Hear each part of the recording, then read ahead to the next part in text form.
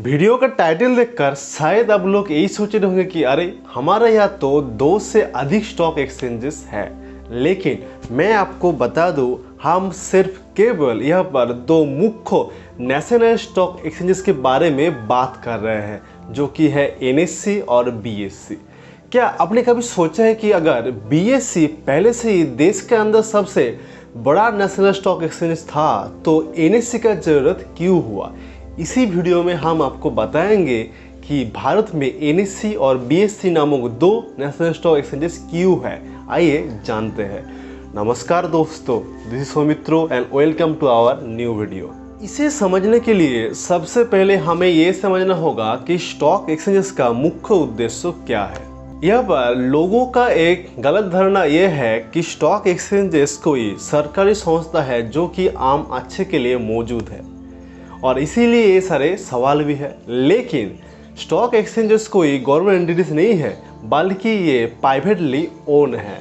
Stock exchanges का काम को समझने के लिए हमें उन्हें अपने ही लोकल मार्केट की तरह देखना होगा, जहाँ पर बायर और सेलर मिलता है। ठीक उसी तरह स्टॉक एक्सचेंजेस एक ऐसा प्लेटफॉर्म प्रदान करता है जहां पर सेलर और बायर मिलता है किसी लिस्टेड कंपनी का शेयर खरीदने और बेचने के लिए, और इसके लिए स्टॉक एक्सचेंज कुछ चार्जेस भी लेता है। इसी उद्देश्य से BSE यानी बॉम्बे स्टॉक एक्सचेंज का भी स्थापना किया गया था। भारत का पहला बिग बुल प्रेमचंद रायचंद जी ने BSE का स्थापना की थी।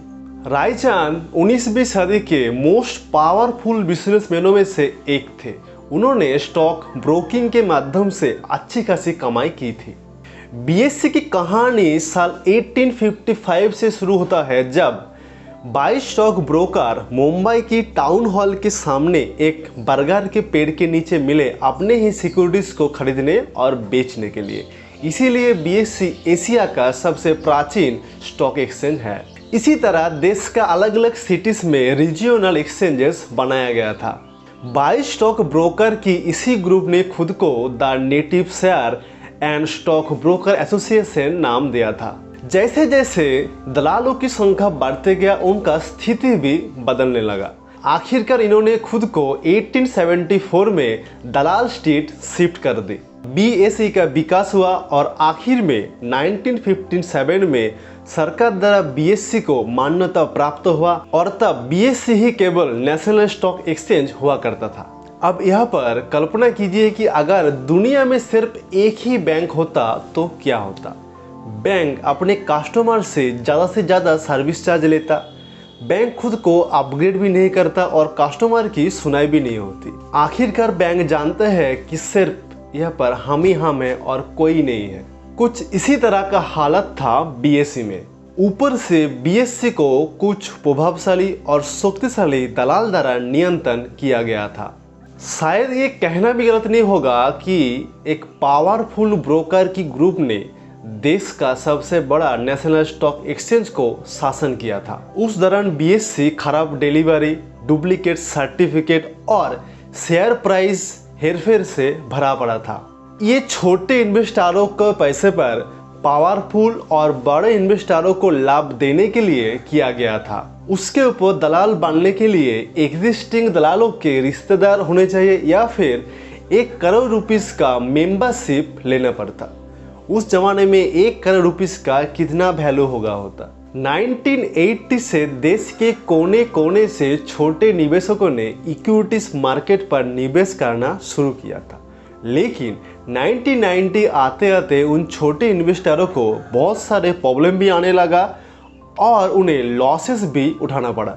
हर्षद मेहता स्कैम ये इंडिया का पहला स्टॉक मार्केट स्कैम था, जिसमें बैंक, स्टॉक मार्केट और बॉन्ड मार्केट भी शामिल था।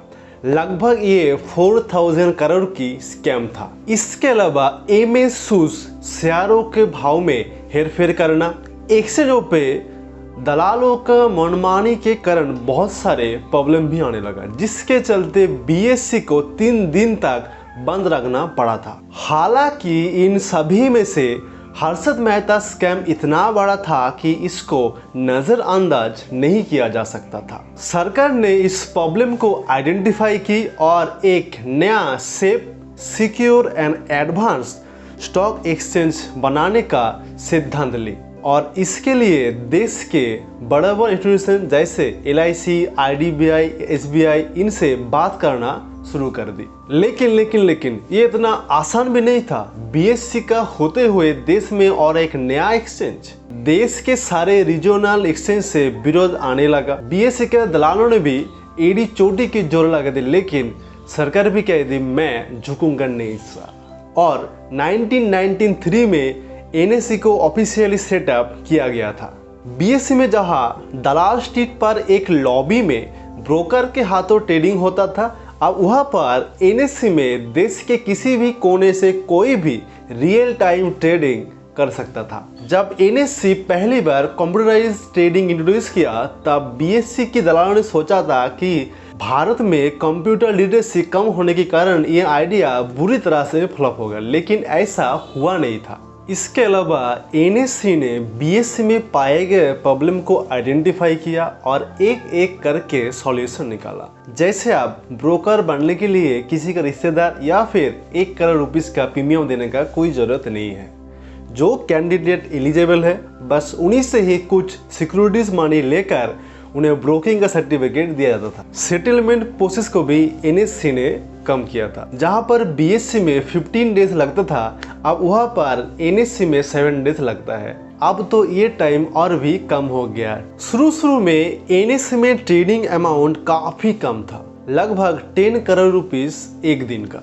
ये ऐसा था क्योंकि देश ने अभी अभी एक स्कैम से उठा था और न्यू टेक्नोलॉजी को अडॉप्ट करने में भी थोड़ा टाइम तो लगता। लेकिन जब इन्वेस्टरों ने देखा NSE द्वारा सारे किए हुए वादा टाइम पर फुलफिल हो रहा है, तब NSE 1 साल के अंदर BSE का टर्नओवर को बीट करके देश का नंबर 1 नेशनल स्टॉक एक्सचेंज बन गया।